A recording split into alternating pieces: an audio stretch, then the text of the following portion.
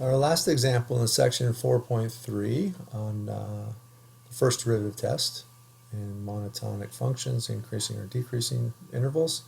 We're looking at example 61. So in this example, we're saying let's keep to the interval 0 to 2 pi. Find the critical points of f of x equals sine squared x minus sine x minus 1 on those. Identify the open intervals on which f is increasing and decreasing. Find the function's local and absolute extreme values. Again, we're keeping to interval 0 to 2 pi. Okay, so first thing I do is take the derivative.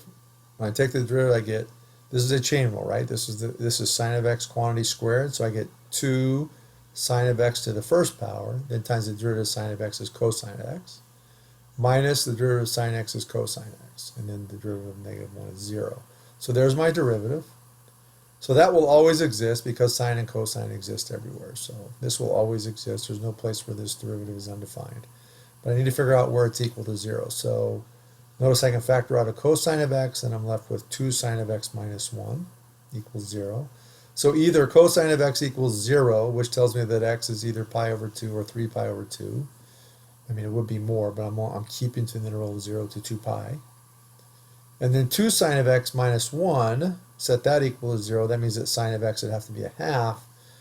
And again, we know that's a 30-degree angle. So in 0 to 2 pi, that would be pi over 6, which is 30 degrees, or 5 pi over 6, where 30 degrees is the reference angle there.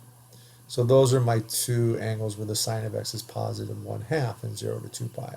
So I have 4 different values of x where I have critical values, critical points between 0 and 2 pi.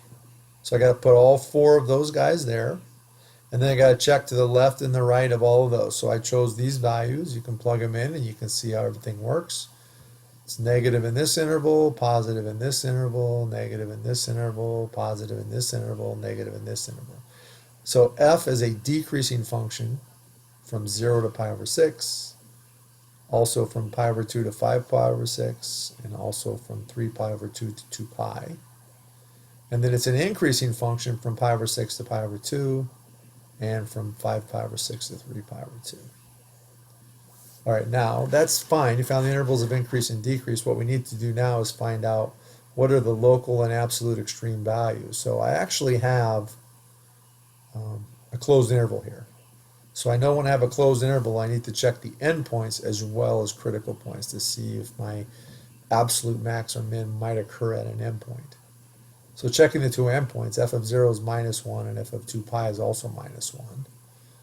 Let's see, if I check all the other values, all the other critical values, critical points, f of pi over 6, f of pi over 2, I get different values, and I see that the absolute maximum is 1, which occurs at x equals 3 pi over 2, and the absolute minimum is minus 5/4, and that occurs at both x equals pi over 6 and 5 pi over 6.